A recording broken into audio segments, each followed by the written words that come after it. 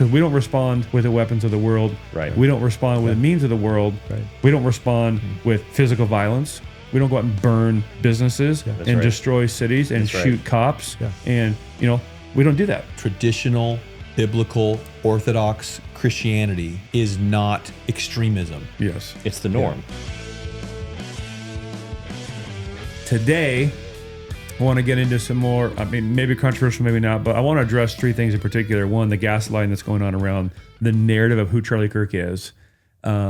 This whole phenomenon of people losing their jobs over things they're saying about Charlie. Is that right or wrong? Cancel culture versus accountability. Free speech conversation. Right. And then this whole idea of that seems ridiculous to me. So obviously my cards are on the table, but was Charlie Kirk a Christian martyr? And we have a clip that we're going to watch from a pastor making the case that he wasn't. So we're going to dive into those three things. Nothing too controversial here, just the biggest lightning rod issue of our day. Our heart, of course, isn't just to kick this around to be controversial for controversial sake. Honestly, in the spirit of Charlie Kirk, empowered by the spirit of Jesus, the truth teller, want to apprehend those false ideas, right? Yeah. And take captive those false thoughts that would set themselves up against Jesus. And a lot of the false narratives being set up, I think, are a direct attack on undermining the witness of Charlie Kirk and who he was as a follower of Jesus in the world. Right. And so that's our heart, our motivation, not merely to stand, and it's an honor to stand with and defend a bro like Charlie Kirk, but to take captive those lies that are from the pit of hell and trying to reshape the narrative here in his life to change his legacy. So, sound good? My thought is, again, we haven't scripted this or talked about it before, so we can go wherever you want. There's some things here I don't know if I have a thought on or what I think yet, so I'm looking forward to kind of hear what you guys think and mix it up real time. I want to have the guys play for us some clips, and then we'll respond to them in kind. And so, where do you want to start? Which one do you want to start with? I'll let Kyle pick. Let's do. This is like a game show. Okay. For 200 here. Yeah. I'll take more on the stage for 200. Let's do Obama. Okay, so this is a longer clip, and so if you're listening, you can listen along. Or if you're watching, you can watch it. Adam just sent me this today. This came out this morning or yesterday. This was filmed, I think. Yeah, I think it was yesterday. It's pretty real time. Been out for this is a couple of days. Former President Barack Obama making his first public remarks about Charlie Kirk. Let's check it out. When it happens to some, but even if you think they're quote unquote on the other side of the argument, that's a threat to all of us. And we have to be clear and forthright in condemning it. Now, that doesn't mean So predictable. that we can't have a debate about the ideas that people who were victims of political violence were promoting. Okay, pause it right there. So up until this point, I wouldn't disagree with anything he said. Condemn political violence. Condemn political Great. violence, and We need to have a debate about the ideas. but what's frustrating about it is it's you do the caveat in the front end to just kind of wash your hands clean of any sort of accusation, because let's be honest, and not saying this of him, but there are many who have said that very same thing and who are internally happy with the outcome that took place. Right. And so when this gets said, what bugs me is because I watched this video once, and so I've seen this. But what happened here is I don't disagree with anything he said up to this point. Right. But what's going to happen next is the direct mischaracterization of everything Charlie said and stood for, and that's the problem. Right. So what we're saying is we got no problem doing exactly what you just said. Yeah. Right. But you're not actually doing it. That's right. Because you're not actually engaging with their true ideas That's right. and with what they actually said. So this is no Right. longer an honest conversation. Yeah. And that's what's going to right. get frustrating. And I don't want to, interrupt here, but we can pause as we go because that's like a 5-minute clip. Yeah. And I just want to set that out, put that in front. So he's put that saying, at the outset. he's saying we ought to debate the ideas, Yes. which is quite literally the very thing Charlie gave his life to do. Yeah. Yeah. That's the context here. We were doing that. Yeah, that's what Charlie was in the act of doing. That's Okay. that's what we were doing. Yep. Yes, that's what Charlie was But doing. We'll see what Yeah. Mr. Obama says after that. confusion, I think, around this lately. And frankly, coming from the White House and some of the other positions of authority that suggest, even before we had determined who the perpetrator of this evil act was, that somehow we're going to identify an enemy. We're going to suggest that somehow that enemy was at fault, and we are then going to use that as a rationale for trying to silence discussion around who we are as a country and what direction we should go. So A pause it there. okay, so it's bad. Yeah. So Charlie Kirk is assassinated in cold blood, Yeah. and it's bad for the White House to identify an enemy. Yeah. You know, Yeah. before we knew who the perpetrator of this evil act was, they're already identifying an enemy. Yeah, because they murdered him. Yeah. Because he's already dead. Yeah. Well, they identify themselves. Right. I mean, within 37 hours, it's like, it's exactly, and then, I mean, we don't get into how much work there was trying to slant who this kid was. Right. As opposed to what he really was. Oh, he was exactly Yes. what had been postulated he could be. Yes. And so it's like the enemy that was identified was accurate, and he was guilty Yeah. of murdering a man. Yeah. And this just got framed as if that was a bad thing. Yeah, not to keep us totally stuck here, but so Obama put out a tweet the day that Charlie Kirk was murdered. It was either the day or the day after. I think it was the day of, and he said, even though we don't know the motive of the killer, Yes. we can condemn this as an act of political violence and blah blah blah, and you know we fully condemn it. Yeah. Even though we don't, you know, If yeah, there could be a motive right, that would justify it. Right. Potentially. right. Is that where you're going? Yes, And make the murderer a victim. make the murderer a victim. And make the murderer a Yeah. victim. Yeah. Yeah. Let's not pass judgment on a the murderer. murderer Yeah. until we know Yeah. the full story. Yeah. And if you identify an enemy, you're now somehow trying to silence discussion. Right. Yeah. Wait, Yeah. who Yeah. the ones who are advocating for debate and dialogue and discussion of the issues, Right. who were silenced by an assassin's bullet, Yes.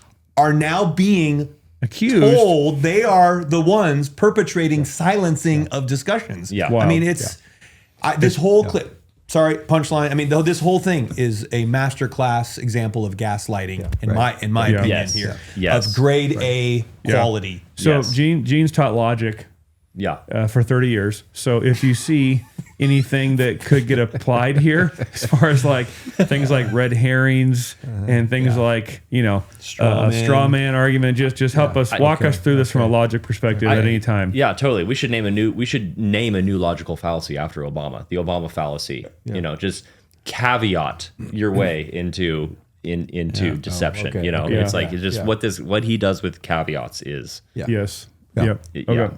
That's good. Obviously, I didn't know Charlie Kirk. I was generally aware of some of his ideas. I think those ideas were wrong. Okay, pause it. So just if I was watching with my kids, helping them think critically, I'd be like, okay, he just admitted he didn't know him, and he's generally aware of some of his ideas. So you've just admitted you don't have. I mean, the first rule of debate is like, it's like fully understand the position of your opponent, and if unclear, ask questions so as to clarify where they're at, Right. so you can accurately respond to real ideas. So he's just admitted he doesn't know Charlie Kirk personally, never met him, and is genuinely aware of some of his ideas. Right. The man was the most prolific speaker, author, producer of content in a generation. He's on the record very clearly. Yeah. Yes. Right. If you want to know his position, disagree with him publicly like he's about to do, you could find content Yeah. to watch. Not hard. And so what then is revealed is then when he goes down these next talking points are just like the eye roll talking points of the progressive secular left that want to try to create a character that simply isn't true. Yeah. And so it's It's not insulting. good faith debate. No, argument. it's insulting. Yeah. It's like you were a former president. Your supposedly a man of intellect. It's intellectually dishonest entirely. It's completely insulting to a man's intellect to think that you would get up there and say these things unless there's an agenda. And so I teach my kids is like, either he's stupid, which he can't be stupid because the man's been a president, and that requires a lot of brain power. Yeah. So if you're not stupid, then you're clouded with an agenda. Like to your point, it's not a good faith effort. You're truly dishonest. Yeah. Truly dishonest. Yes, that's right. You're not being fair. That's right. That's right. Quite literally. I mean, in terms of, you're not being fair to your opponent. And to be clear, like, I don't care if he disagrees with Charlie, but what I would appreciate disagree with the real is he would disagree with actual things. Yeah. Because so you're in a good faith debate if Charlie Kirk was on that stage, and what this former president is about to say, Charlie would say, that's what I believe. That's right. Then they can have a debate. That's right. But if a Charlie would say, I don't believe that, I've never said that, that's not true, then what he's saying is not in good faith. It's dishonest. Yeah. It's not accurate. And it's to your point, it's not fair. It's unjust. Absolutely. It's another crime. It's a second crime. Yes, it is. After the murder. Yes, it is. It's a second injustice after the assassination. It's a second assassination of character. That's right. It is. Yeah. It's a That's exactly what it mischaracterization. is. Yes. Yeah. The man's physical body was murdered, and now you're assassinating Smearing his memory and his legacy with inaccuracies. Yeah. It's egregious. It is. It's egregious. But that doesn't negate the fact that what happened was a tragedy and that I mourn for him and his family. He's a young man with 2 small children and a wife who obviously, and a huge number of friends and supporters who cared about him. And pause it. The huge number of friends, like maybe more people have come out than if a former president died. Right. We're talking millions of people around the world. Right. It just felt a little dismissive there. Well, Yeah. You know, he's got some friends. Yeah. In my opinion, Obama is a master at saying something and then backtracking. Yeah. The caveats. Yep, the caveats, and it's like, so he makes the swipe that he doesn't know Charlie, generally has an idea of some of his ideas, but pronounces him wrong, and then says, but that doesn't negate that, now he's Mr. Nice Guy, good guy. Right. Wins, very, very winsome in one sense. Yeah. In how he cares, he's compassionate. Keep playing. so we have to extend grace to Use a Bible word. people during their period of mourning and shock. We can also, at the same time, say that I disagree with the idea that the Civil Rights Act of 1964 was a mistake. That's not me politicizing the issue. It's making an observation about who are we as a country. I can say that I disagree with the suggestion that my wife or Justice Jackson does not have adequate brain processing power. I can Brutal. I can those are- say that Pause there. Those Charlie's 2 main arguments, that the Civil Rights Act was a mistake and that women have less brain processing power. That's summarizing Charlie Kirk as a man and his message. Really? Well, he's calling him a racist there. Yeah. He's going even further, right? Because he's saying that that because my wife and Justice Jackson are black women in particular, Charlie would have said that because of that they have less brain processing power. Like that's what he's insinuating. Right. I mean, it's just like And I wouldn't need it to be because I don't think either one of those are Charlie's life message. No. And it wouldn't matter if it wasn't, if he believed those things.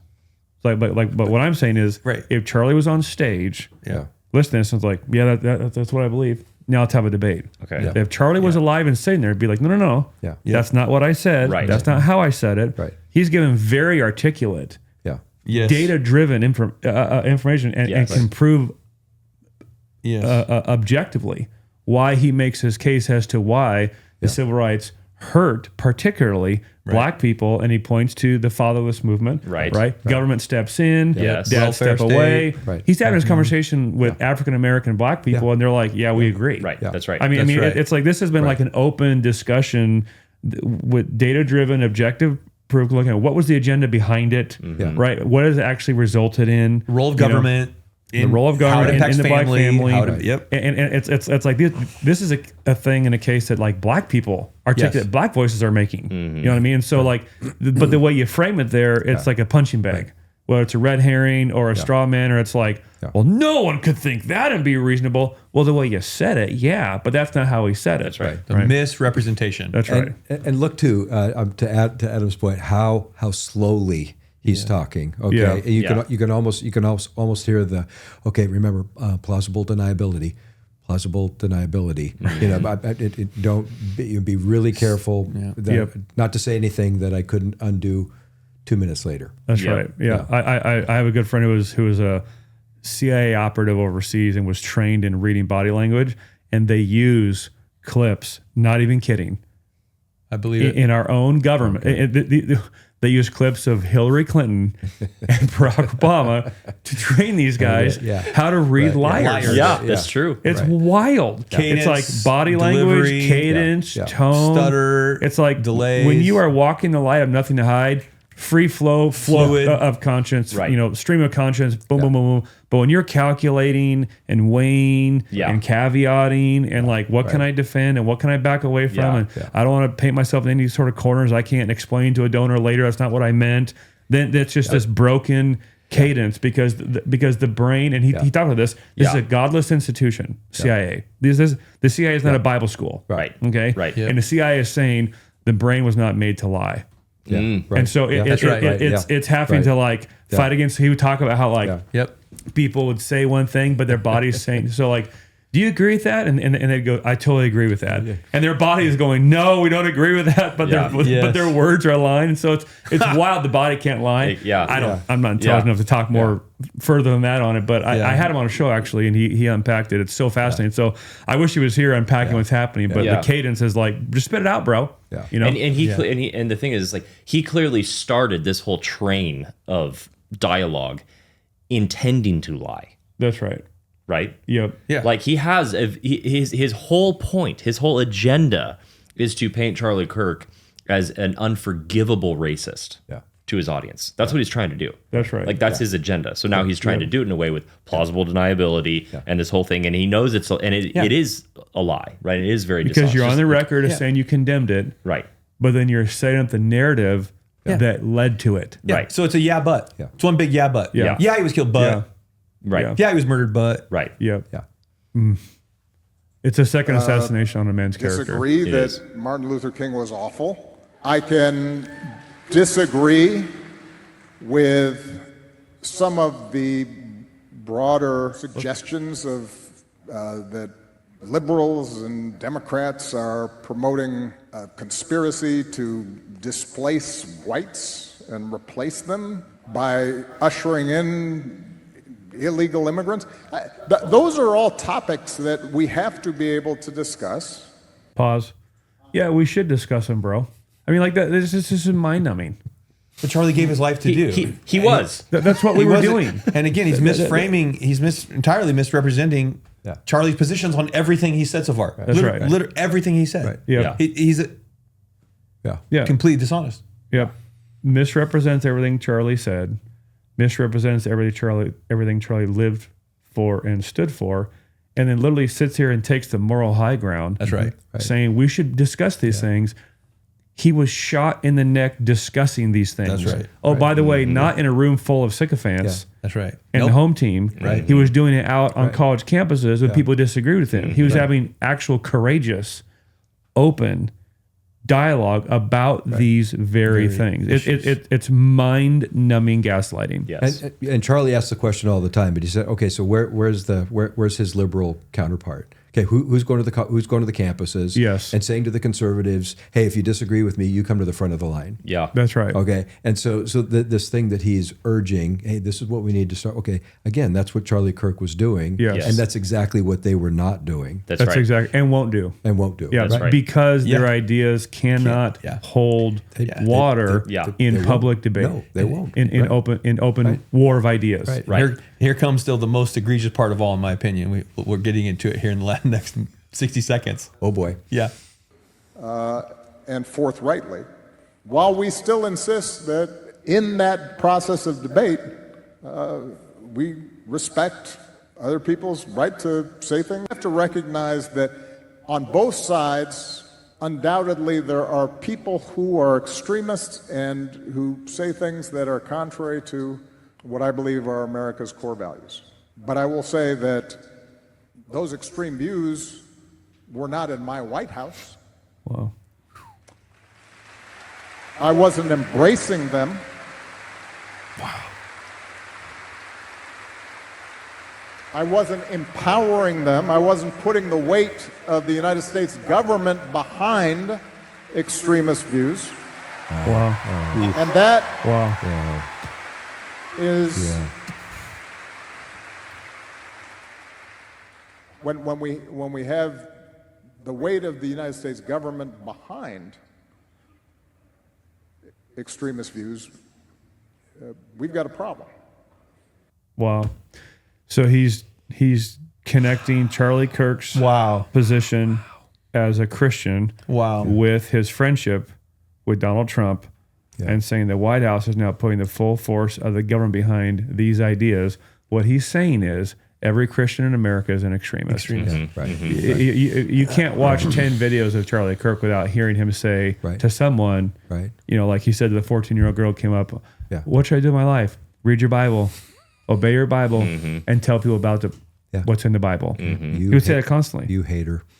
And so his entire worldview, men, women, marriage, family, championing, marrying, getting married young, championing, having a family, championing, working hard, liberty, championing the value of all human life, doing all of the things that America values. Civil discourse. That's what he was and debate about. Free That's speech. what he was promoting. That's what he was celebrating. And his whole thing was they asked him, what are your two most important things? He said, winning souls to Jesus Christ and ensuring religious freedom so we can do the first. Okay. Right.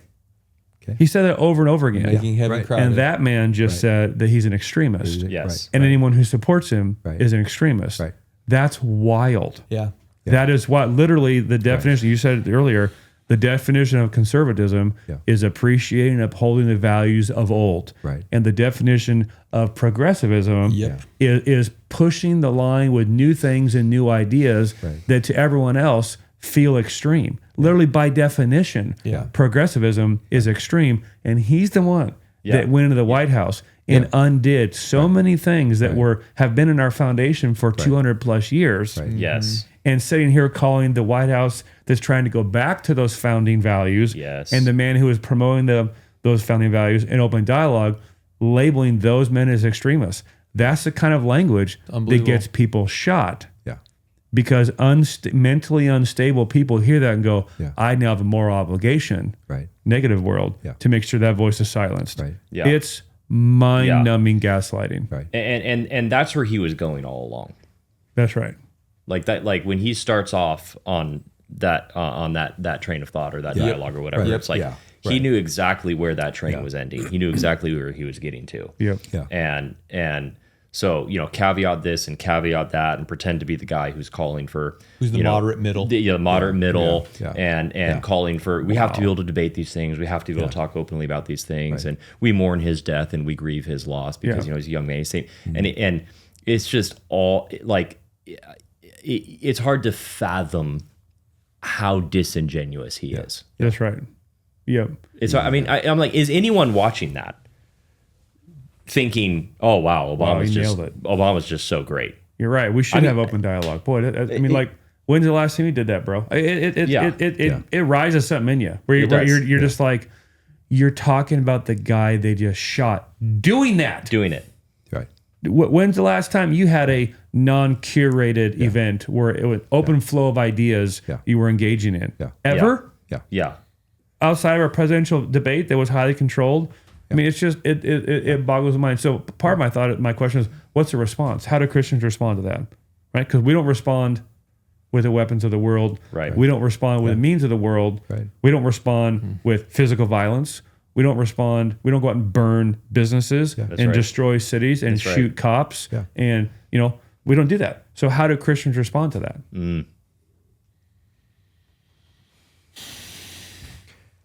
Well, I would just go right back to Acts chapter 19. Words, persuasion, prayer, preaching the gospel. I mean, it's we're using the right bullets. We just need to keep shooting them. You know, changing the metaphor a little bit, but we're using the right ammunition. Yeah, right. But it's preaching the word. Yep. Yeah. Like one of the thoughts I had was is ignore that. Yeah. You know what I mean? It's like keep doing what we're doing. Yeah. Right. And like listen to that, chuckle, move on, go back on the public square, and actually do what they say they do. Right. That's right. Yeah. Like discuss, engage, have open debate, have open dialogue, preach the gospel. Just keep being Christians. Yep. And increasingly ignore the noise that wants to be at the center and push them to the fringe. Yeah. Because they're completely irrelevant. Right. Yeah. And I think it's quite all right for us to continue to say that traditional biblical Orthodox Christianity is not extremism. Yes. It's the norm. Yeah. Yeah. It's the foundation. Yes. Right. It should be boring. Yeah. Yeah. You know what I mean? It's quite like literally, by a guy definition, marries a girl, conservative. has some kids, works a job, dies a happy grandpa. Yeah. It's Right, like okay. by Yeah. definition, you know, Obama ran on his campaign slogan of hope for change. Right. Yeah. Yeah. Yeah. I mean, change. Now that's extreme. Subversion. It's When so you're subversive. literally, you know, taking a house that's built on a foundation And having the with arrogance 300 million people inside of it, Yeah. and jackhammering that foundation away, and then calling the people that are repairing the foundation extreme. Right. I mean, it is quite it's a flabbergasting experience to be gaslit like that. Is this happening? It's incredible. I mean, but the point of like to think of, because this is the commentary on the moment we're in, which Charlie knew, Right. and I believe that his courage is now literally spreading around the nation. Yes. That And it's not an angry courage. no, Right. It's, It's a go ahead. Keep sorry. yeah, you know, it's. No, I jarred you there. No, losing my train of thought. It's that we now are still in a time in America where certain people think that they can say without, like, as though it were self-evident that humble, simple, basic Christianity is extremist. Yeah. I mean, that is that should be shocking, and somebody It needs to be rejected. it needs to be called out Needs to be and confronted. said. It needs to be said. So my line to your point about we do wage a kind of war. We wage war with words. Yes. And I would say it's because they're words of truth. Yes. We are waging a spiritual battle with words so that there would be peace in the streets. Yeah, that's right. Because the consequence of ideas are on display. Right. Yeah. That's And right. wisdom is known by her children by her fruit. That's and so right. literally in some ways, this is like, so helpful and so easy. So you think because about it- what is really self-evident when all you literally have to say is you take these few examples of cultural flashpoints and the death of people. Yeah. Okay? And you look at the response and the reaction and the fruit and character of those ideas. Yeah. And it really does tell you, I think it is game, set, match. Yeah. I think it's a damning indictment on the it's cultural reality. It's exposing that we're the in. spirit behind the different 100%. ideologies. Yeah. It's on display. One spirit is the spirit of life. One spirit is the spirit of death. Charlie and his assassin were both waging war that day. Right. Yeah. Yeah, that's right. They were both waging war. Charlie was waging war with love, compassion, engagement, words, Peace, ideas, order, words, discussion, truth. Yep. He was waging war, and that requires courage. Yeah. He was waging war like a coward from a rooftop and a rifle and ran. Yeah. Chaos and violence, Right. peace, order, So, words. Yeah, and so it's like to the earlier Knives podcast. and guns. Yeah. You got people on trains or buses Right. knifing. I mean, it's Right. To your point earlier in the earlier podcast, you would take every thought captive. And so no, what he just said, those are wrong. That can't So what we're doing here, we're Yes. doing 2 Corinthians 10. Yep. Those are wrong. And we say it and we call it out because if people believe it, it's going to result in more damage, more devastation, more deception, and more destruction. That's right. And so it's like no, actually ideas matter. And things matter, and lies never bear good fruit. Lies don't lead to life. Lies lead to death. And so as truth tellers, when you hear lies, you're like, whoa, like I love you, but what you just said is a lie. Now, if you don't know it, like I said something the other day that I thought was true, and someone pointed out that it wasn't because I had read something, and I thought, oh, I thought this is true because I read it, and they said, actually, no, that report was wrong. Later came out and got debunked. I said in a sermon, I said he was shot right in front of his wife and kids because I had read his wife and kids were there. And someone was like, actually, she wasn't. I was like, oh, so I went back and it was like probably not needed, but like I posted on YouTube like, hey, they weren't there. I was told they were. I read 3 articles. That one was like descriptive, like his daughter ran to him when he was shot.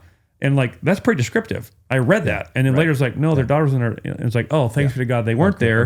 And no caveat, like what I said in that sermon wasn't accurate. Now, that was a line that was having wrong information in the swirl of activities and coming back to correct it and his passing comment. That's different. So like when I can confront with that, oh, thank you. Okay, now I can change. That's different than like, I know they weren't there.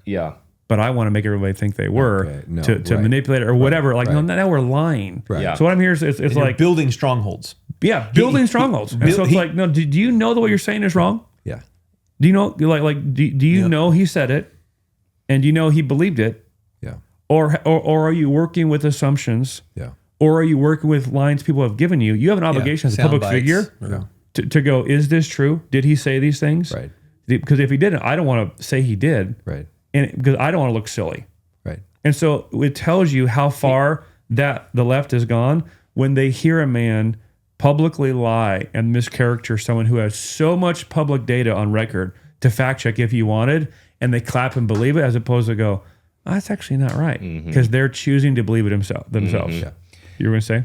Or you were going to say? I was just going to say his whole punchline of insinuating that Christians are the extremists I think is what exposes the fact that he knew where he was going the whole time, and he manipulated things to get there. So he's not in good faith out of ignorance speaking things that are not factually accurate. He is intentionally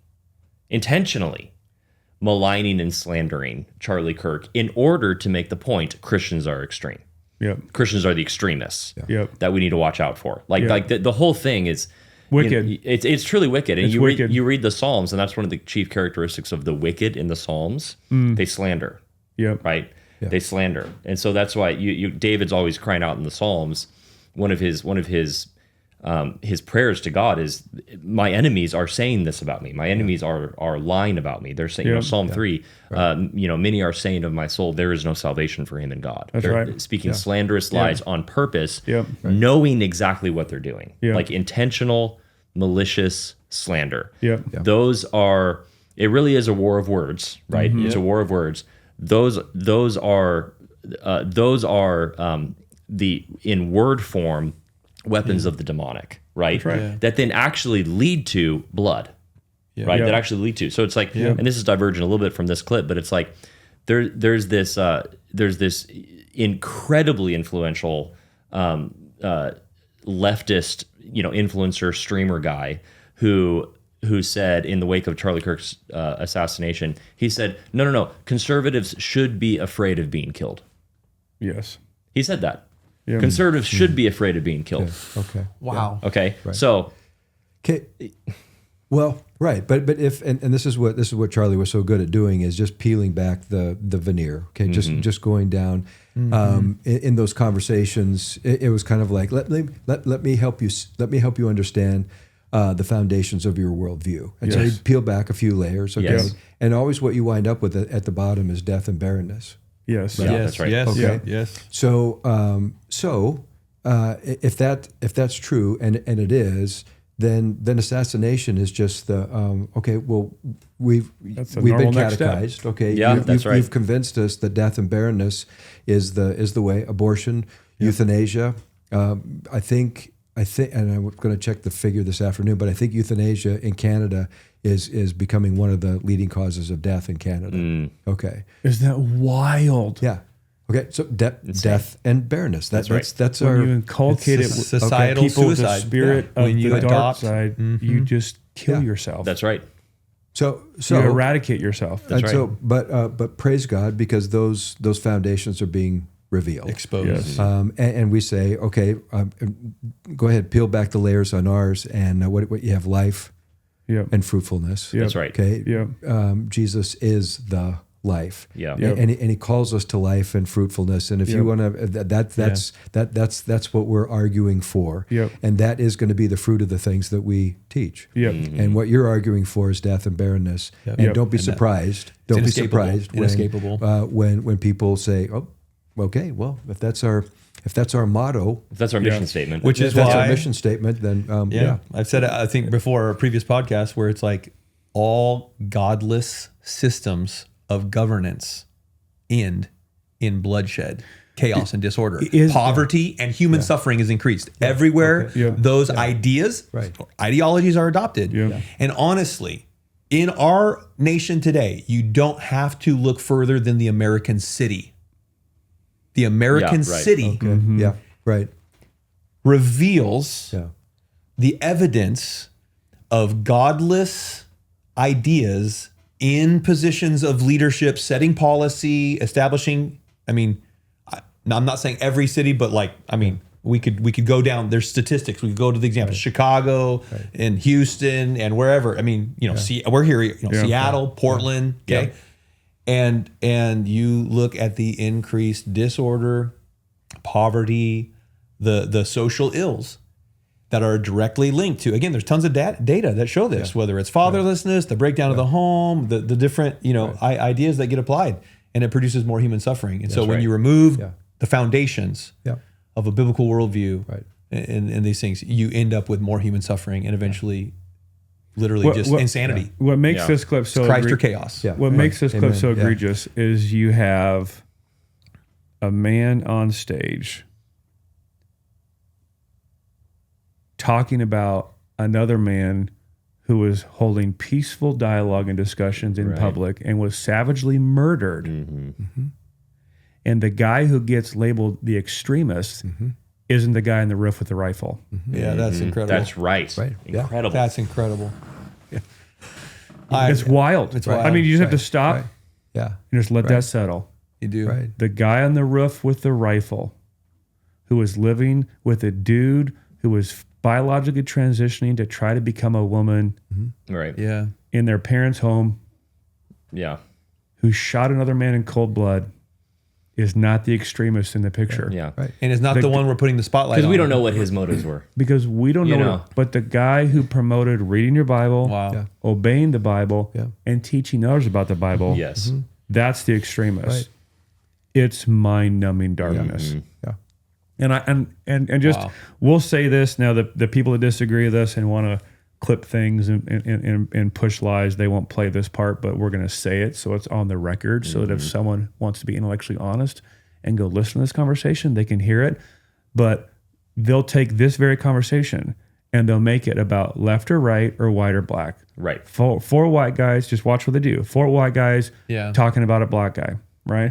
Or 4 conservative guys talking about, no. My sole issue here is there is a human being on stage misrepresenting another man's position, calling it truth, and then demanding accountability for it. It's like we're not even having a real conversation. That's right. Like I've watched debates of people I agree with and disagree with, and when they're working from a place of, I don't say goodwill or good faith, but when actual issues are being discussed, substantive, in terms of like, I understand your position and I'm confronting your position and you're agreeing with how I would define your position. So now we're actually having an honest conversation. Those are so refreshing. Like genuine disagreement. When it gets done, I want to go give a hug and a kiss to the guy I disagreed with. I was like, that was awesome. Thank you for restating my position in a way that I would say, yes, that's what I think.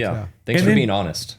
Thanks for being honest. And it's like, how far have we gone as a nation where we can't even, and I think that's what drives me nuts. It's not even the positions that drives me nuts. What drives me nuts is the fact that we're not actually having real conversations. Right. We're shooting at, metaphorically speaking, I mean, tragically, literally, caricatures. Yeah. Right? Yeah. I mean, the irony of it is, Charlie Kirk had deep love and affection in his heart for the kind of man on the roof with a rifle. Okay. Right. He loved that man. Yeah, He wanted to reach that young man. He wanted to help that young man get married, have kids, grow in a way that would cause him to flourish. It's like, Yes. well, that's not what that young man wanted. He wanted something else. Okay, he got what he wanted. How's that working for his family? Yeah. How's that working for? Are his mom and dad flourishing right now? Yeah. Right. Are his neighbors flourishing? Yeah. Is his boyfriend flourishing? How's what's happening around his life? Is it grass and flowers and life, or is it death everywhere? Yeah. And so, to our point, we've been saying over and over again, wisdom is known by its actions and her children. It's like Charlie Kirk's family is flourishing in a more profound and glorious way, Right. in light of him being unjustly taken from us, than the family whose son they still have, Yeah. Right. but who has chosen to follow the way of darkness. That's right. It's so profound. Right. And so what we're saying in this podcast over this clip is our beef with the former president is that he is being quantifiably and categorically dishonest. Yes. Right. And that does not make a nation stronger. Yeah. And it does not make a nation better. Nothing to do with his race, nothing to do with his political party, nothing to do with his views. Yeah. I am arguing for an honest conversation. Yeah, it's well said. Honest conversation. Well said. Right. Yeah. Right. That's right. Right. And when it becomes about race and political parties, those are all red herrings. Those are all smoke screens to get us off the real issue. That's right. It just is. Yeah. Right. And honestly, Yep. we got to get to a place where white people say that.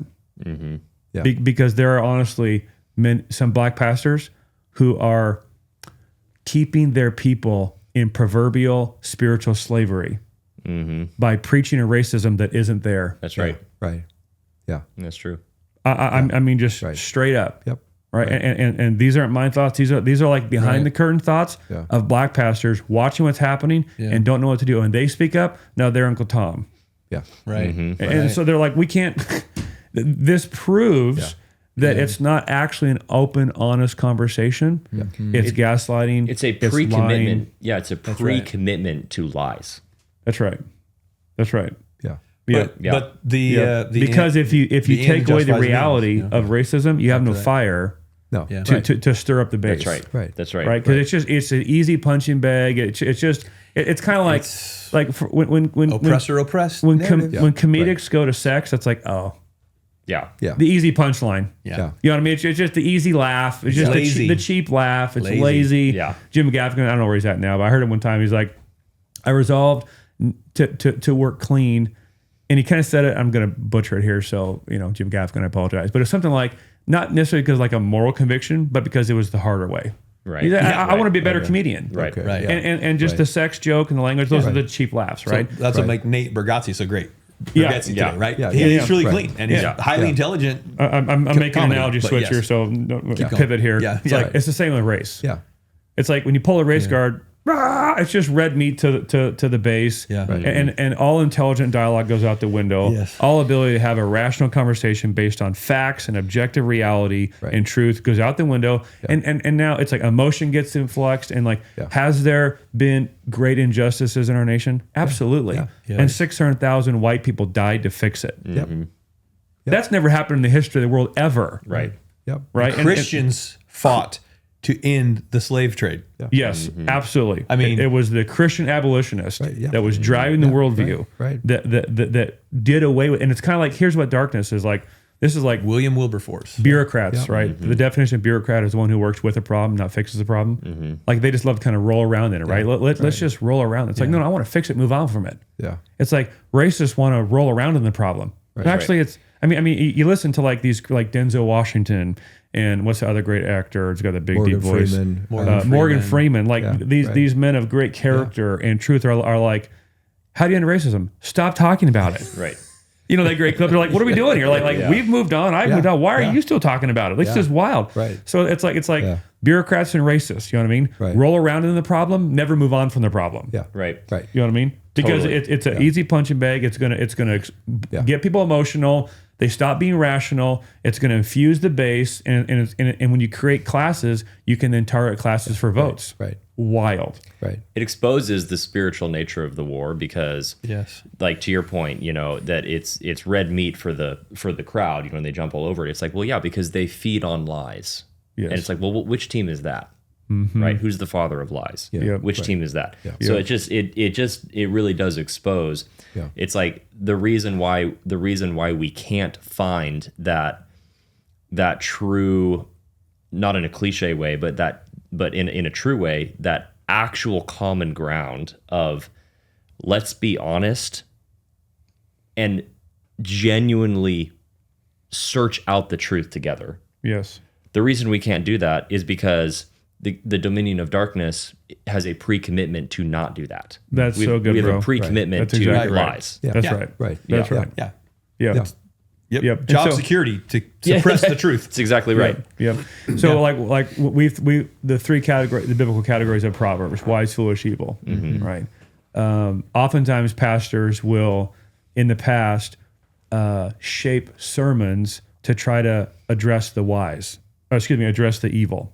Okay. So this was kind of like the positive world and the neutral world, where we got to create sermons that will attract and be intelligible to the evil. And so what pastors were doing, they were unintentionally reverse engineering their sermons to fit the worldview of people who had a predetermined commitment to lies. Yeah. Well, you can't work with that. Yeah. Right. And so our encouragement to pastors for a number of years now has been, stop trying to address the evil, preach to strengthen the wise, and answer the questions of the fools. And so wise people are those who don't think they have all the answers, are willing to have rational debate, are willing to have their minds changed, respond to correction, respond to rebuke, respond to discipline.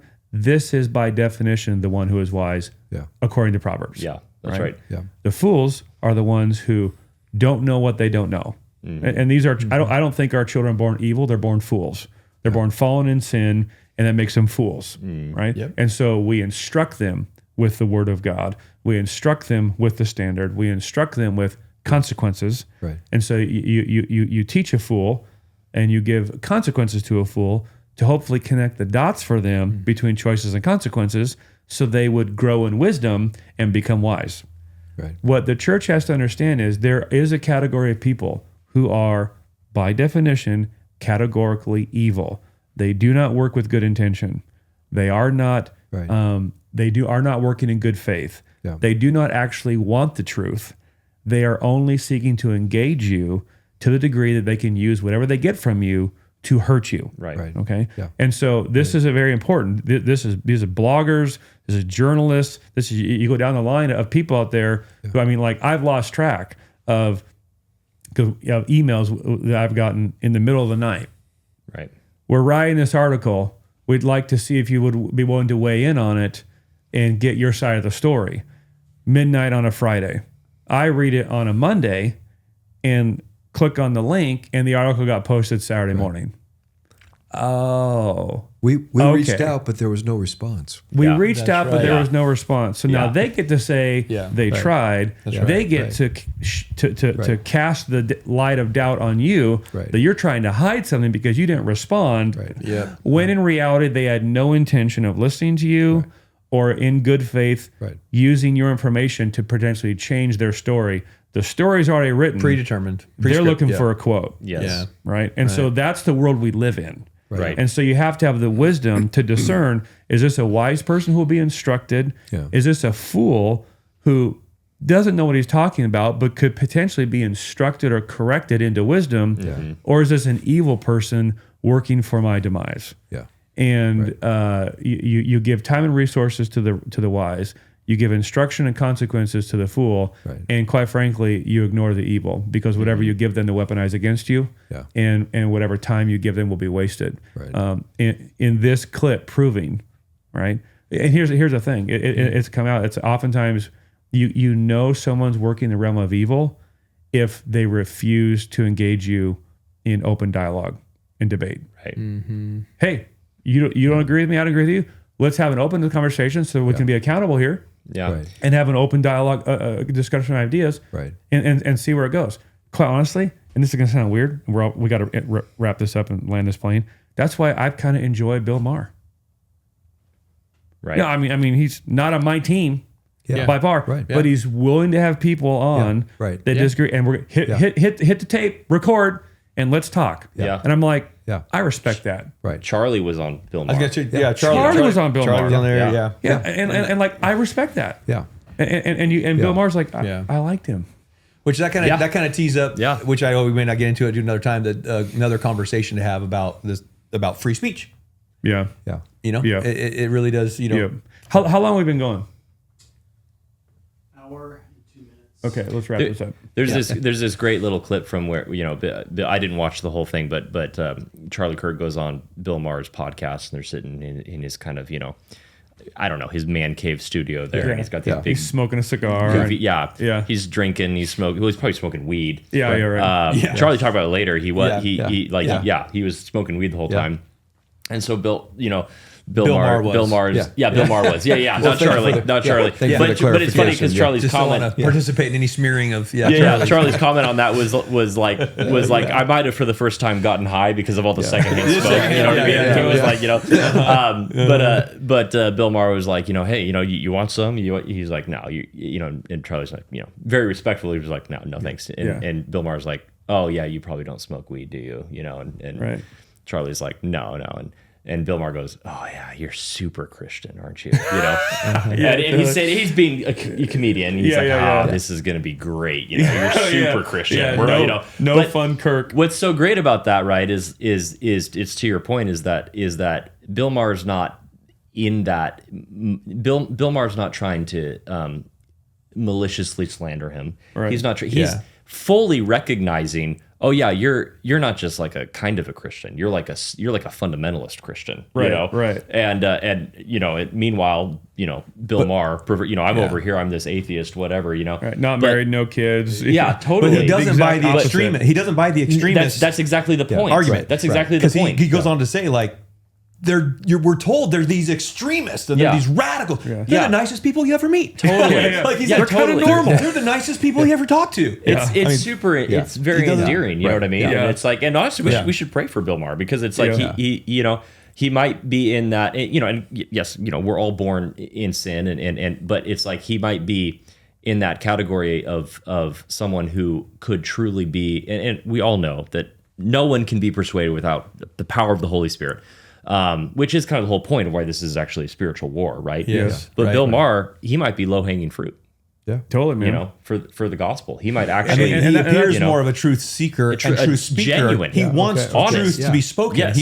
He allows for more of that true debate and conversation. And he seems to do so in more of an honest, intellectually honest way. Yes. Even though we disagree. Even though he...